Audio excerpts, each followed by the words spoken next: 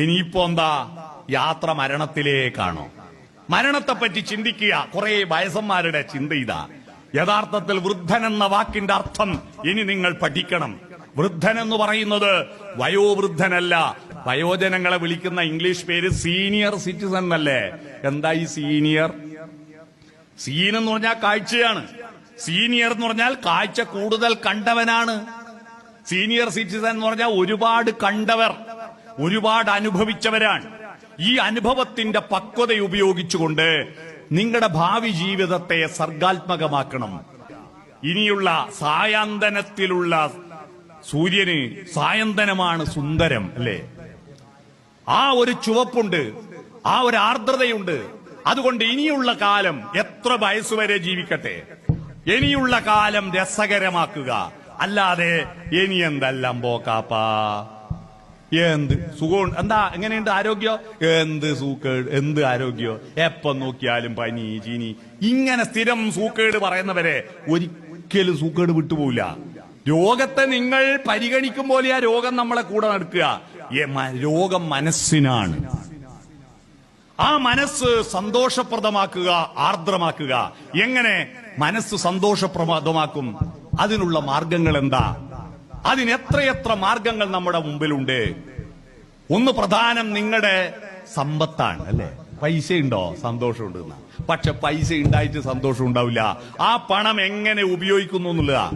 ഞാൻ ഈ പെൻഷൻകാരോടെല്ലാം സമ്മേളനത്തിൽ പറയാറുണ്ട്, നിങ്ങളെ പെൻഷന്റെ പൈസ ഉണ്ടല്ലോ, മര്യാദയ്ക്ക് ഒരു കുപ്പായ ഇടൂല. ഇപ്പൊ പൊന്നാടി അണിയിച്ചത് അറ്റിയിട്ട് അവിടെ വെക്കൂ. ചില വീട്ടിലില്ലേ ഈ പ്രൈസ് കിട്ടിയ പ്ലേറ്റും ഗ്ലാസും മറ്റേ കപ്പെല്ലാം ഉണ്ടാവും അലമാരയിൽ അട്ടി വെച്ചിട്ട്, ആരെങ്കിലും പുറത്തുനിന്ന് വന്നാൽ കൊടുക്കാൻ വേണ്ടിയിട്ട്, ചായ കൊടുക്കാൻ വേണ്ടിയിട്ട്. എന്നിട്ട് നമ്മൾ വീട്ടിൽ ആരാന്റെ വൃത്തികെട്ട പഴയ കുപ്പി പിന്നെ സ്റ്റീലിന്റെ ഗ്ലാസ് ചായ കുടിക്കും. ആരും വരാനില്ല. നിങ്ങളുടെ വീട്ടിലെ VIP നിങ്ങളാ. അവിടത്തെ ഏറ്റവും നല്ല പാത്രങ്ങളിൽ ഭക്ഷണം കഴിക്കുക, ഏറ്റവും നല്ല വസ്ത്രങ്ങൾ. വീട്ടിലിരുന്നാലും വേടിയും പോകുന്നുണ്ടെങ്കിൽ മാത്രം ഇടേണ്ടതാണോ നല്ല ഡ്രസ്സ്? വീട്ടിലിരിക്കുമ്പോ പിന്നെ വീട്ടിൽ നിന്ന് എന്താ നല്ല ഇട്ടാല്? ഇങ്ങനെ നമ്മൾ വീട്ടിൽ നിന്ന് വസ്ത്രം ധരിക്കുന്നത് മറ്റുള്ളവരെ കാട്ടാനല്ല. നിങ്ങളുടെ വീട് വൃത്തിയാക്കുന്നത് നാട്ടുകാരെ കാണിക്കാനല്ല, എന്റെ സംതൃപ്തിക്കാൻ. നമ്മൾ കുളിച്ചു കഴിഞ്ഞാൽ നമുക്കൊരു സംതൃപ്തിയില്ലേ? നമ്മൾ നല്ല വസ്ത്രം ധരിച്ചാൽ നമുക്കൊരു സംതൃപ്തിയില്ലേ? അതുകൊണ്ട് നല്ലതെല്ലാം എടുത്തണിയുക. പണം ഉപയോഗിച്ചിട്ട് ഫലപ്രദമായി നിങ്ങൾ എന്റെ അടുത്ത തലമുറക്ക് കൊടുക്കാൻ വേണ്ടി സൂക്ഷിച്ച് വെക്കും. മര്യാദക്കൊന്നും തിന്നാണ്ട്, മര്യാദക്കൊന്നും ചെലവാക്കാണ്ട് സൂക്ഷിച്ച് വെക്കും. എന്നിട്ടോ നിങ്ങൾ 5 ലക്ഷം ഉറുപ്പിയുണ്ട് എന്റെ അക്കൗണ്ടിൽ എന്നല്ല പറഞ്ഞാൽ പിള്ളേർക്ക് മൂക്കിൽ വലിക്കാനില്ല. അത് നാട്ടിലൊരു ചൊല്ലില്ലേ, ഉറുമ്പ് അരിച്ചു കൊണ്ടുവച്ചത് കാക്കൊരു കോരലിനെ ഉള്ളൂന്ന്. പിള്ളേർക്ക് ഇതൊന്നും വലിയ പൈസയല്ല. അതുകൊണ്ട് അവർക്ക് വേണ്ടിയിട്ട് നിങ്ങൾ നശിപ്പിക്കണമെന്ന് ഞാൻ പറയുന്നില്ല. ചെലവാക്കാതെ വെച്ചിട്ട് വെറുതെ ജന്മം നശിപ്പിക്കല്ല. അടുത്ത ജന്മത്തിൽ സുഖമായിട്ട് അയക്കൂറിയും ആഗോലിയും കൂട്ടി ചോറ് തിന്നാ അടുത്ത ജന്മം ഉണ്ടെന്ന് ഉറപ്പുണ്ടായിരിക്കും. ഇതുവരെ ഒരു പള്ളിയിൽ അച്ഛനും ഉസ്താദും സ്വാമിയും മരിച്ചിട്ട് ആടെ പോയിട്ട് ഈടെ ഇങ്ങനെയാന്ന് വാട്സപ്പിൽ അയച്ചു തന്നെ. നമുക്ക് മരിച്ചു കഴിഞ്ഞാൽ എന്താന്ന് ഇതുവരെ ഒരാൾക്ക് ഒരു പിടിയുമില്ല. വീടെന്ന് ഊഹം വെച്ചടിച്ചു വിടുന്ന. ആകാശത്ത് അത്ര നക്ഷത്രം ഉണ്ടെന്ന് അറിയാം നിങ്ങൾക്ക്? 48,27,23,412 നക്ഷത്രമുണ്ട്. കൃത്യം എല്ലേ ഗണ്ണിക്കോ? ആർക്ക് എണ്ണാൻ പറ്റൂ? അതുകൊണ്ട് എന്തും പറയാലോ. അതുകൊണ്ട് മരിച്ചു കഴിഞ്ഞാൽ എന്താന്ന് ഒരു പിടിയും ഇന്നോളം ആർക്കും പിടികിട്ടിയില്ല.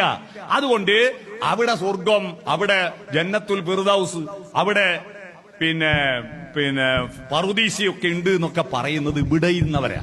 ഇവിടുന്ന് പറഞ്ഞ പോയവരൊന്നും പറഞ്ഞിട്ടില്ല. ഇവിടുന്ന് പറഞ്ഞ. അതുകൊണ്ട് നമുക്ക് കിട്ടിയിരിക്കുന്ന ഈ ജന്മം ഇതുവരെ നമ്മൾ ഒരുപാട് അനുഭവിച്ചു, കഷ്ടപ്പെട്ടു. നമ്മുടെ ഒരു ഭാഗ്യം നിങ്ങൾ നോക്കുക. നമ്മൾ ഒരിക്കലും നമ്മുടെ ജീവിതത്തെ ശപിക്കണ്ട. നമ്മൾ മഹാഭാഗ്യവാന്മാരാ. നമുക്ക് പഴയ പട്ടിണിയും ദാരിദ്ര്യമൊക്കെ ഉണ്ടായിരുന്നെങ്കിലും ഗ്രാമീണതയുടെ ആ തോട്ടില് തോർത്തിട്ട് മീൻ പിടിച്ച് പരൽമീന് പിടിച്ച ആ അനുഭവം നമുക്കില്ലേ? അതും ആസ്വദിക്കാൻ പറ്റി. ആധുനിക ടെക്നോളജിയുടെ സുഖങ്ങളും ആസ്വദിക്കാൻ പറ്റി. ബിരിയാണി തിന്നാൻ പറ്റി, നല്ല ഫോൺ ഉപയോഗിക്കാൻ പറ്റി, നമുക്ക് നല്ല നല്ല സുഖ AC റൂമിൽ കിടക്കാൻ പറ്റി, നല്ല നല്ല വാഹനങ്ങൾ കാണാൻ പറ്റി. നമ്മൾ രണ്ടും അനുഭവിച്ചവരാ. അതുകൊണ്ട് ജീവിതം ആസ്വദിച്ചിടണമോരോ വരിയും ആനന്ദ സന്ദേശരസ മധുരം. എന്തുകൊണ്ടാ?